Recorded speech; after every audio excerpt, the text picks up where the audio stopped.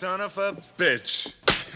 The basic idea of hunter and hunted is something we all know. So the idea of two up-and-coming scriptwriters in Hollywood to flip this thing around and do a complete what if was something new and innovative back in the 80s. What if you can also rope into your project a well-known action producer and an action-oriented director and one of the biggest action stars of that time? Well, you have yourself a start of a pretty good movie. But is it any good for real? Let's find out. I'm Meffistoe. Like, share, and subscribe because this is my review of the movie Predator. Son of a bitch is dug in like an Alabama tick. You're hit. You're bleeding, man. I ain't got time to bleed. Let me begin with explaining the intro. Jim and John Thomas wrote a script about a bunch of aliens coming down and hunting humans. It was later changed to one alien, and once it got into the hands of now legendary producer Joel Silver, it was decided to make it into a big budget film and that the alien would hunt just one man, a soldier. It's all bullshit. All of it. John McTernan was hired and Arnold Schwarzenegger was cast, but because he just finished filming Commando with Joel Silver, he was reluctant on doing yet another solo film like this. Arnold did like the script, but suggested that he would have a team to make it more believable for the audience. The writers loved it, and so did the production team, and so The Predator became the movie we see today. This stuff will make you a goddamn sexual tyrannosaurus. Just like me. The story begins with the mercenary team of Dutch landing in some undisclosed South American country at a US military base. The team was hired by Dylan, a CIA agent who was also a good friend of Dutch. What's the matter? The CIA got you pushing too many pencils? The mission is to locate a downed helicopter and bring back a local cabinet minister. When the crew gets deployed and start their mission, that's where the trouble begins, as the team encountered skinned dead bodies and no cabinet minister. Furthermore, they came across what seems to be a similar mercenary team that was sent before them that got into a firefight against an unknown source. There was a firefight. They were shooting in all directions. Thinking it was the local guerrilla, they raid a camp and find out a few things that were hidden before. Chief among them, that now they are no longer being the hunter, but being hunted. What's got Billy so spooked? Can't say, Major. Been acting squirrely all morning.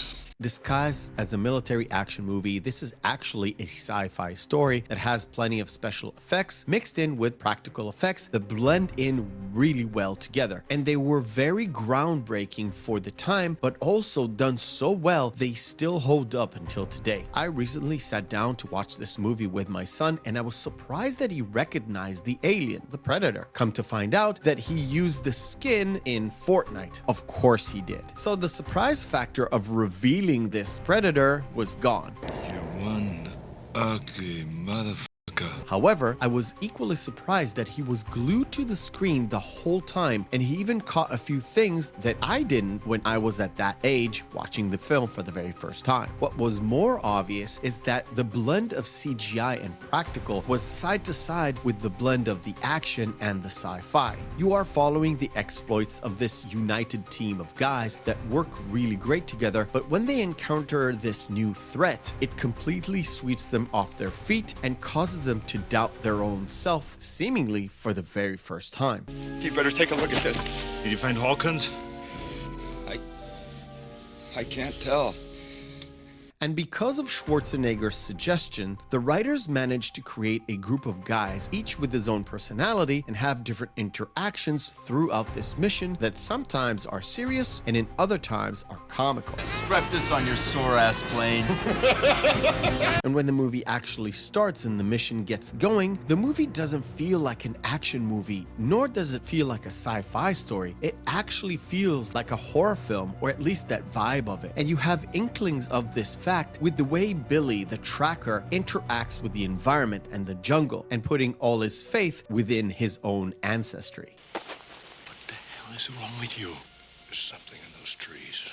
Arnold pulls off something that he has never done before and hasn't done since, unless you discount the Expendables movies, a full-on ensemble cast. Yes, he was the main guy. However, every man on that team has some good lines and some good moments, and they have stuff to do that was essential to the crew and to the story, with the big highlights being Bill Duke's character, Carl Weathers' character, and Jesse Ventura's character. And what's funny about this is that we have one movie movie with 2 future US governors in it. Stick around. But because Arnold was the man, he got the best lines, and moreover, he got the best one-liners. Which, if you've heard anyone quote Arnie, you probably heard one of these one-liners being spoken, and they are probably from this movie. And the more unique thing about this one-liner bit is the fact that he didn't even use his own catchphrase, "I'll be back." Get to the chopper! Predator is not only unique in the catalog of Arnold Schwarzenegger, but it is also unique in the messy way it was produced. Everyone in the production team got sick in Mexico because of the dirty water. Well, all of them except Arnold actually, because he had his personal chef cook food for him and send fresh water. Shane Black, who was cast as Hawkins, was not only there just because he's a great actor, but because he was a great writer, and Joel Silver wanted him to come in and do some rewrites on the fly. When Black refused and stated that he only came in to do some acting, he was promptly selected to be killed first so the production team can ship him back home.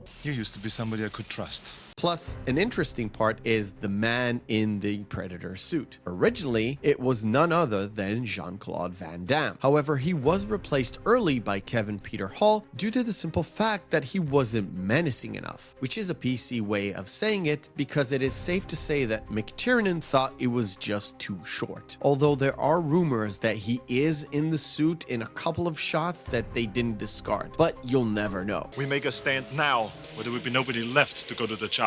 At the end of the day, and despite all these issues and more of them that I haven't even covered, John McTernan delivered a solid sci-fi action movie with an ensemble cast that hit theaters hard and without knowing started a franchise that will clash even with a different franchise later on. But as a standalone, it is a staple of American action movies that would actually lead into another Silver and McTernan collab in Die Hard the following year. I will highly recommend you pick up this movie to watch, especially with friends. There are some gross moments in this, but they only serve to put the fear in our heroes and us in the audience to make us feel like we're a part of that team being hunted and on the run. And all of that with the superb score by the great Alan Silvestri to accompany the action and the tense moments. I really hope you will enjoy this one. Its blood was on the leaves. If it bleeds, we can kill it. I thank you for watching, and remember, hope is a good thing, maybe even the best of things, and no good thing ever dies. I'll see you on the next video.